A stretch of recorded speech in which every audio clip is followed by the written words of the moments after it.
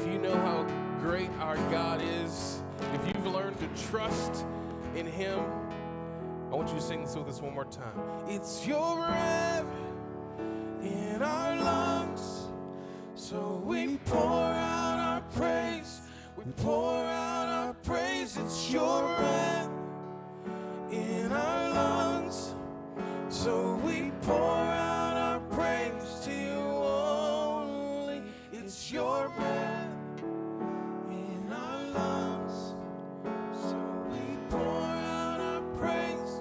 We pour out our praise. It's your breath in our lungs, so we pour out our praise to you only, God. Thank you so much for singing with us this morning. Please take your seats.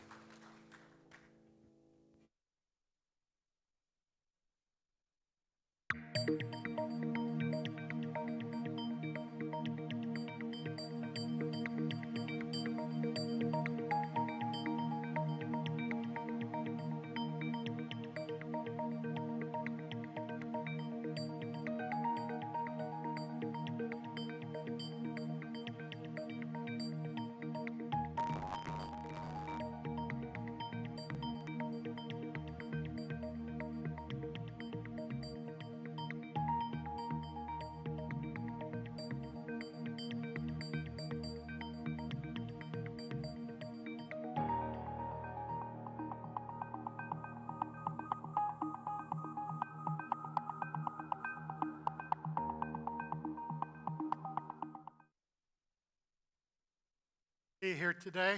Glad you chose to be with us either here in the room or if you're watching online. Thanks for joining us. 17 days ago, let's put that up there. 17 days ago, on August 13th, 2020, an event occurred that was very significant, important, and shocking. And I'm talking about a peace agreement between Israel and the United Arab Emirates. And to give you some perspective, I want to show you what part of the world we're talking about. As you look at this map, you can see the arrow pointing toward the Middle East. And as we zero in, we'll see specifically arrows pointing toward Israel and the United Arab Emirates. Israel up here at the top, United Arab Emirates to the southeast of Israel. Now, this deal, as I said earlier, was significant, important, and shocking for a couple of reasons, big picture reasons. One is the deal itself, and the other is what this could lead to, the momentum that this could have toward other things that are ahead. Now, the deal itself was shocking because of the history of the Middle East. For decades, there has been nothing but hostility from the Arab Muslim nations toward the presence of Jews in a state called Israel. Now, there were a couple of peace deals back in 79 and 94 with Egypt and Jordan. Egypt to the west of Israel, Jordan just to the east of Israel. But these were what we call cold deals, meaning they weren't, it's not that we're best friends, it's just we agree that we're not going to fight each other. But this deal with the United Arab Emirates is a warm deal. It's a deal that says we're going to be friends. In fact, we're going to be good friends. They are exchanging ambassadors, embassies, trade, commercial flights. The first one is tomorrow, actually, from Tel Aviv to United Arab Emirates. They're exchanging all kinds of cooperation on security, water preservation, energy, healthcare, you name it, they are in a deal of close friendship. And that's why this is so significant and so important and so shocking, the deal itself. But another reason why it's so significant, important, and shocking is because of what this could lead to. The momentum, and that's a key word this morning, momentum that this could cause toward other deals. Now, when President Trump and Prime Minister Benjamin Netanyahu of Israel announced this deal on August 13th. They alluded to the momentum of other deals that could come. Here's a little clip from both of them of them alluding to this momentum. Now that the ice has been broken, I expect more Arab and Muslim countries will follow the United Arab Emirates. We are already discussing this with other nations, very powerful, very good nations, and people that want to see peace in the Middle East. I have reason to be very optimistic that today's announcement with the UAE will be followed by more Arab nations joining our region's circle of peace. Now, what President Trump and Benjamin Netanyahu shared there is behind the headlines that I created for this message this morning. More deals with Israel predicted. Trump, Netanyahu say more nations to follow, UAE lead. But there's another headline on here. I'm not sure you can make it out or read it. It's down here under at the bottom. It says, Jewish prophet predicted Blockbuster deal. And what I'm saying is these deals here, or the deal with the UAE and Israel, could lead to other Middle East deals, but it could give momentum toward the prophesied Blockbuster deal by the Jewish prophet, and his name is Daniel. And the Blockbuster deal that Daniel prophesied is in one very critical verse it's kind of a building block or a foundation of what we understand about God's plan for the future. And it's found in Daniel chapter 9, verse 27. I give you the highlights of what's going on here. Daniel writes, they, 10 kings, shall confirm a covenant with many, Israel, for 1 week, a week of years, 7 years, that involves sacrifice and offering. Now, what is in brackets, I put those words in brackets just so you get an understanding of what Daniel has in mind and the context and the flow of what he's writing here is. All right? 10 kings shall confirm a covenant with many in Israel. Now, this covenant will be confirmed, and that word confirmed the word literally means make strong. Now, that could mean a couple of things. It could mean that there's a future covenant, a future agreement that Daniel prophesied, this Blockbuster deal. And to confirm it or make it strong means, it could mean a couple of things. It could be that it's announced, or it could be that it's already been announced, but this is the day that it goes into effect. It could mean one of those things. This will be a covenant that these 10 kings agree with Israel that they're standing behind something for a 7-year period of time, and it will specifically involve sacrifice and offering of the Jews, which would require the presence of a temple in Jerusalem. I want to go over this again by pointing to a timeline, because I think that'll give you even better understanding of what Daniel wrote. So here's where the timeline begins. It begins with a covenant. There is coming a day, a specific date and time, where this covenant will be made strong or confirmed. Again, that could mean it's announced on that day, or that it's already been announced, but it goes into effect on that day. And we read from Daniel that it will last for a 7-year period of time, which we know from other scriptures coincides with the 7 years of tribulation that will precede the return of Christ, pictured by the arrow going down, that Jesus will come back to the earth and establish his kingdom reign upon the earth. Now, we know from other scriptures that something else is going to happen on the day that the covenant is made strong or confirmed, and that is the rapture. The rapture will occur on the day that the covenant is confirmed. That rapture is pictured by an arrow going up, which pictures believers on the earth being caught up to meet Jesus in the air. Jesus will descend from heaven. Believers will go up to meet him in the air. We also know that this covenant will come in the context of the passage we looked at last week, and Gail said it earlier. I want to repeat what she said. If you didn't If you weren't here or didn't hear online last week's message, you must go back. You must. God says, go back. Forgive me, God, for speaking for you. I think God would agree with me. You need to go back and watch it. All right. And what we learned last week from a passage in the New Testament, this will be a time where the world is saying we have peace and security. Finally, there's peace and security in the Middle East, which gives a feeling of peace and security to the whole world. It's not that we want it, it's that we have it.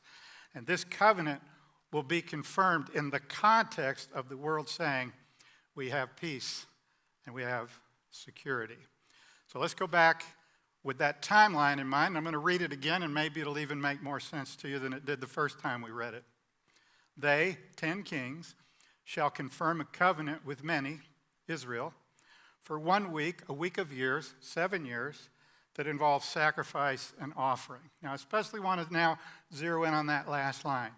Sacrifice and offering. Sacrifice and offering were part, the fabric, the foundation of the worship of the Jewish people to the one true God. They practiced it for hundreds of years when they had a temple. This is an artist's conception of the temple in Jesus' day. Jesus walked and taught in that temple compound. Now, the heart of the temple is the holy place right there. And in front of the temple is where they made sacrifices and offerings. And they were doing that even in Jesus' day. Jesus died in 33 AD. 37 years later, in 70 AD, here's what happened to the temple and the city of Jerusalem. The Romans destroyed the city, including the destruction of the temple. The temple was no longer there. Now let's go to a picture of this spot today, and you can see that today there is still no temple on this platform called the Temple Mount. Now, there are 3 structures here that I want to especially point out because they give us important background to what we need to understand about Daniel's prophecy. Now, the most prominent structure on the Temple Mount is the Dome of the Rock. It's a Muslim shrine to another god. They call him Allah. He's not the one true God, the God of Israel, the God that you and I believe in and know. But this is a Muslim shrine called the Dome of the Rock. Here's a close-up picture of the Dome of the Rock. Now let's go back and point to another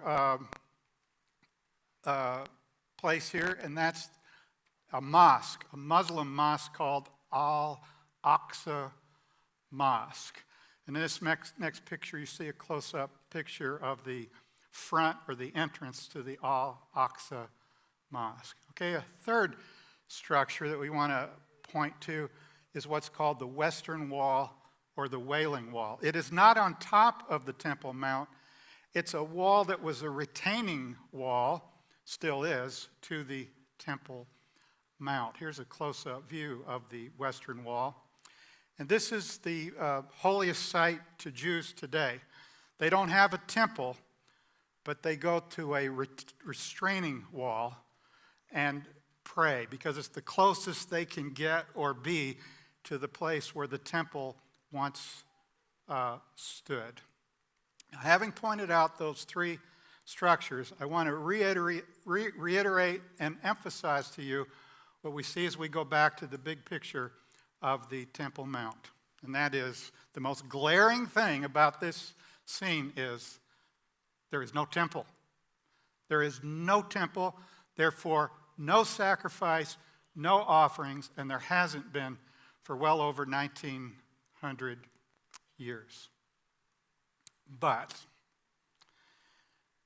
this deal between Israel and the United Arab Emirates could very well be a catalyst for momentum toward someday the building of a temple on the Temple Mount. Now, many of you have known about this prophecy. Bible students have known about Daniel's prophecy for some time, and some have paid attention to it and realized, hey, someday there's got to be a Jewish temple on the Temple Mount. How can that happen? Some have suggested that someday this Dome of the Rock will be torn down, destroyed, and the temple will go there. And I want to tell you, in case you haven't figured it out, and it wouldn't be hard for you to believe what I'm about to tell you, if that ever happened, it would make some people really upset. I mean, as upset as you could imagine. To tear down this Muslim shrine on the Temple Mount would just be unthinkable for Muslims in our world. And then others have suggested, well, maybe it won't be torn down, maybe the mosque won't be torn down, but there's a lot of room up here. In fact, 36 acres. That's a big place right there. The Temple Mount area is huge. And there's a lot of room up here to possibly build a temple perhaps over here and leave the Muslim shrine and mosque where they are. Now, if that happened, and that has been proposed or thought of by Bible teachers, maybe some people would get upset. I tell you, up until recently, I'm pretty sure it would make many in the Muslim world very upset. And that's why there's never been, at least to my knowledge, momentum toward building a temple to coexist with the Muslim structures on the Temple Mount. So with that as a background, I want to share with you these two words, and the words are Abraham Accord. Those are two very, very important words that were spoken when Israel announced its deal with the United Arab Emirates.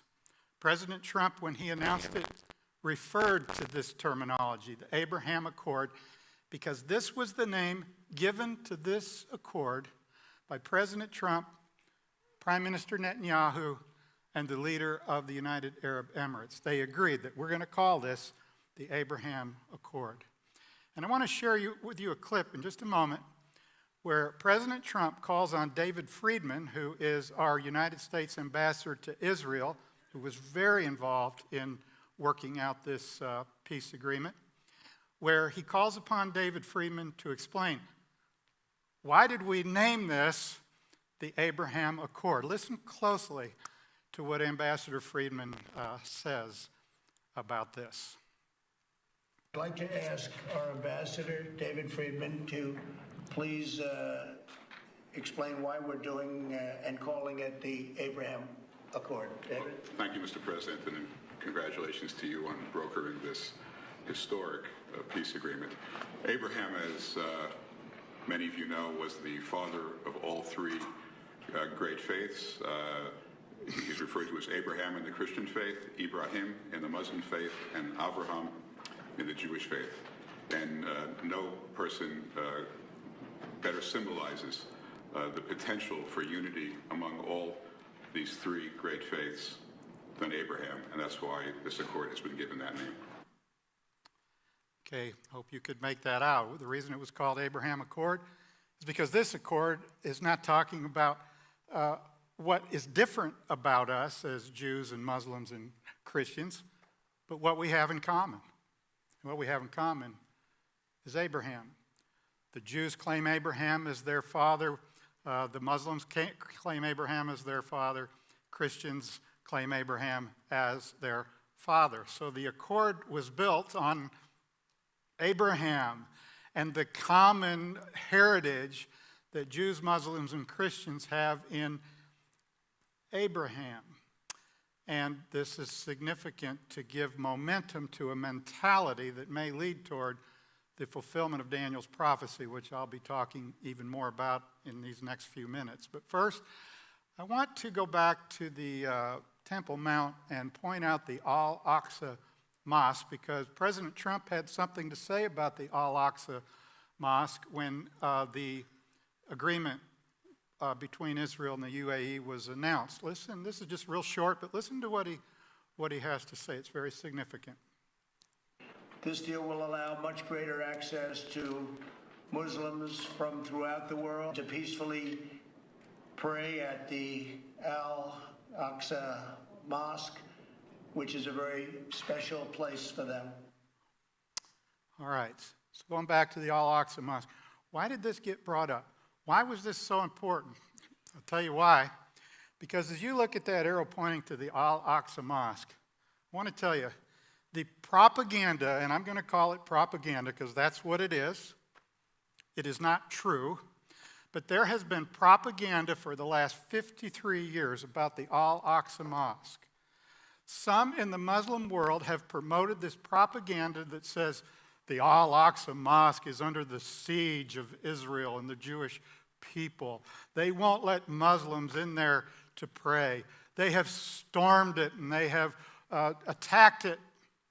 None of that is remotely true. But that propaganda has been fed to the Muslim world. So what President Trump, Benjamin Netanyahu, and the leader of the UAE have said in this peace agreement is, we want more and more Muslims to come to Jerusalem and worship at the Al-Aqsa Mosque as a demonstration that Israel is open and peaceful and totally open to letting Muslims come and worship on the Temple Mount at the Al-Aqsa Mosque. Now, going back to our map of Israel and the United Arab Emirates, I've learned something in the last 2 weeks that I wasn't aware of that just really stunned me. And this is what I want to share with you this morning. This momentum has been taking place for the last 3 years.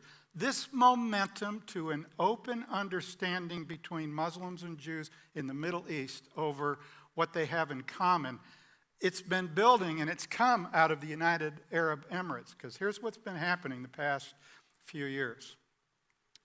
The political leaders of the UAE have sponsored and promoted the travel and interaction between Muslim leaders in the UAE and Jewish religious leaders in Israel.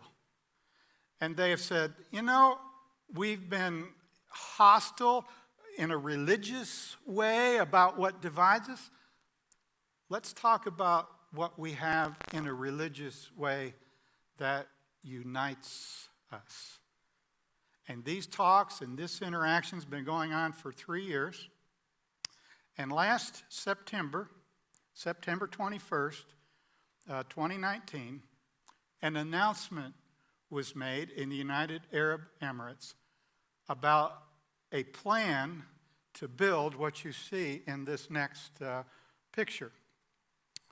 It's a compound with 3 prominent buildings, and this area has been named the Abraham Family House. The Abraham Family House. It was announced, this is the architect's rendering of it, it was announced last September. The goal is to have it built and completed by 2022. Now let me tell you what these 3 buildings are. This is a Muslim mosque, this is a Christian church, and this is a Jewish synagogue. And they're all 3 right there in the same compound in this plan, this architectural rendering that I couldn't find out if it's actually under construction for sure. I don't know. Maybe some of you can find out more about it.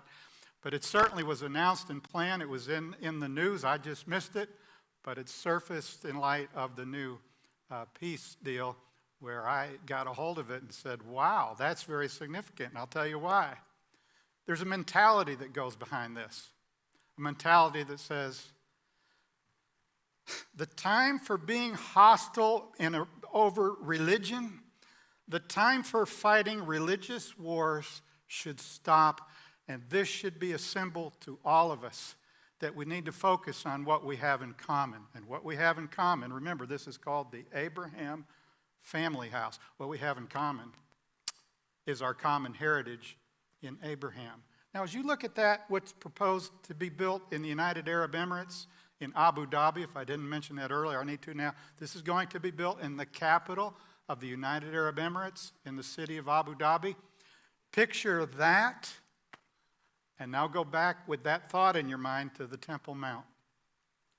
As you look at the Temple Mount, now you could envision, what happened down there in Abu Dhabi with the Abraham family house? Maybe we could see it happen here, right there on the Temple Mount. Already got the Muslim mosque. Maybe we could build or allow to be built the Jewish temple. I don't know if it's going to all happen that way, but I'm telling you, there's momentum. There's momentum in that direction as a result of the deal that was made or announced 17 days ago. So let's go back to David's blockbuster deal, Daniel's blockbuster deal. We focused on the last line that has to do with sacrifice and offerings related to a temple. But I want to look at the first line, 10 kings. There's coming a day where 10 kings are going to make a blockbuster deal with Israel concerning the temple. We know from the book of Daniel, Daniel makes it very clear as he comes up to this prophecy in chapter 9, that the 10 kings are 10 future kings that will come out of what was once the Roman Empire. So here's the boundaries of the Roman Empire on a map with the modern day countries within those boundaries. And I know it's too small for you to read the name of every country, but trust me, the names are up there. And we know from Daniel's imagery that Daniel probably had in mind the two sections of the Roman Empire, the east and the west. And so this next map shows the division of east and west. Based on Daniel's imagery, it's very likely that the future covenant blockbuster deal with Israel will be made by 10 kings, 5 of them from the east, 5 of them from the west. And if you can make out that map, you can see, some of you have already thought about it, where is the United Arab Emirates? Answer, they're not there, because the United Arab Emirates was not part of the Roman Empire. So what's happened with the United Arab Emirates and Israel is not one of the 10 kings, but what is significant is the deal with the United Arab Emirates, which is down here, hopefully, and we shouldn't be surprised, if it gives momentum toward other nations in the Middle East, down here, the Arab nations making peace with Israel, but it gives momentum to these other nations say, we want to stand behind this peace movement and make a covenant with Israel to stand behind them as they build this temple on the Temple Mount. So let's go to Daniel's prophecy again. Now that I've given you the background, hopefully it's kind of making a lot of sense to you. They, 10 kings, shall confirm a covenant with many, Israel, for 1 week or 7 years that involves sacrifice and offering in a rebuilt temple. Now I want to share with you that this blockbuster deal prophesied by Daniel comes in the context of the passage we looked at last week, and I want to tie these two together.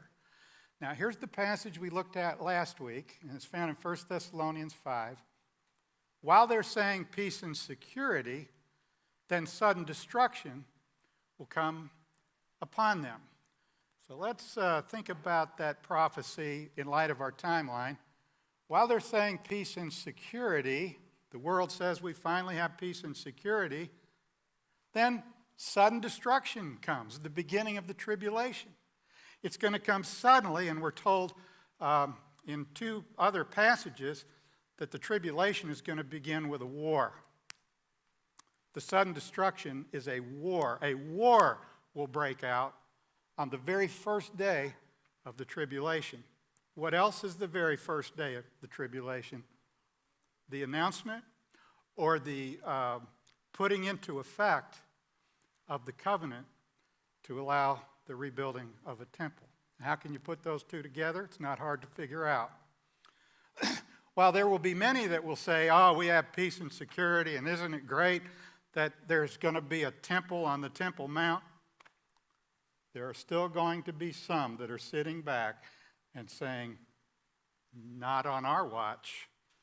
And they're going to wage a war. They're going to be so upset with either the announcement of the covenant or the covenant going into effect that they are going to wage a war that will break out, that will begin the tribulation. Who could these nations be that would be so upset that they would wage war over the announcement of a temple or the announcement that this is the day that the covenant goes into effect? Well, these last 17 days have given us a couple of very good candidates. I'm sure that they probably won't be the only candidates, but these are the candidates that have arisen in the last 17 days. And they are, as we look on the map, Turkey and Iran. Let's see, do we have arrows pointing to Turkey and Iran? There they are. Turkey and Iran. The Israel-UAE deal caused some reaction from Turkey and Iran, and I want to share with you what they had to say about it. The Iran Foreign Ministry called the deal a dagger that was unjustly struck by the UAE in the backs of all Muslims. Iran is not happy about this deal. Turkey said that the peoples of the region will never forgive this hypocritical behavior by the UAE. So we can see two candidates that are possibilities for this playing out.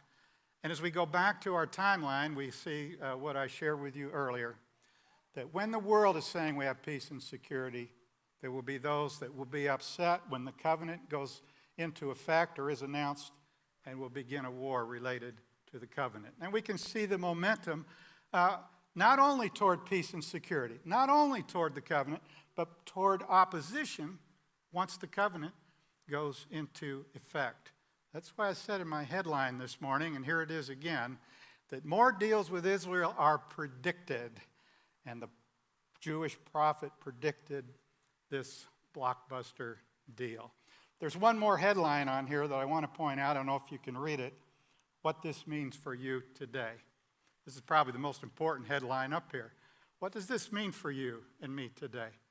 I mean, is this just something we need to have in our head, or is it something that should affect our hearts? I say, God says this is something that should affect our hearts, our very lives. Our lives should be different once we understand what we've seen here this morning.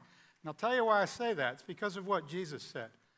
This is what he said that we looked at last week. We need to look at it again this week. In words recorded in Mark chapter 13, Jesus said, "Be watchful, stay awake, pray, lest coming suddenly he find you sleeping." Be watchful. What do we need to be watching for? Well, we know. We need to be watching for the fulfillment of these two prophecies that we looked at last week and today in Thessalonians and Daniel. We need to be watching. We need to stay alert. We need to stay awake. What's happening? Which is why I've shared these two messages with you these last 2 weeks. Because I want us to be watching and alert and awake to what God is doing in our world today. And when we are, it's not enough just to be watching. We need to stay awake. Now, when he says stay awake, he means stay awake spiritually. If you've believed in Jesus for everlasting life, you have everlasting life that you can never lose. But that doesn't say anything about how you're doing spiritually in your daily life. Because right now in your life, I'm talking about every one of us in this room, you're either asleep or you're awake. Many, many Christians are sleeping spiritually. They're not doing very good. How are you doing spiritually? Are you awake spiritually? Are you walking with Christ? Are you in fellowship with him? Are you talking to him? Are you listening to him speak to you in his word? Are you in agreement with what he tells you and saying, Lord, I want what you want in my life. I want to walk with you. I want to live for you. That's being awake. But many, many Christians are asleep. And I would guess that in a room with this many people or watching online, many, many Christians are asleep. It might be you. You're not doing well spiritually. You're just asleep spiritually. You're just not doing well. You're not close to Christ. You're not talking to him. You're not letting him speak to you. You're not concerned about what he thinks or what he wants and walking in love and obedience to him. Jesus says, wake up. Stay awake because he's coming, and he could come suddenly. And when he comes suddenly, how's he going to find you? Awake or asleep? And Jesus implies that he will find many sleeping. Don't let that be you. Don't let that be you. I say to myself, don't let that be me, Lord. Find me awake. Find me watching. Find me staying awake and praying for the day of your return. And may that be the desire of every one of us in this room as we walk out that door today. Let's pray. Father, we're so excited about what we see happening in the world today. I believe this is your hand at work, moving the nations toward the fulfillment of the prophecies that must occur before the return of Christ. I pray, Father, that we might keep watching, that we might stay awake, and that we might continue to pray for Jesus to come quickly. I pray, Father, that each one of us might leave here today saying, Lord, help me to stay awake and not sleep. Help me to grow in my walk with you and my love for you, that when you come, you might find me awake and not asleep. We pray that Jesus would come quickly. Amen. Thanks for coming. Look forward to seeing you next week.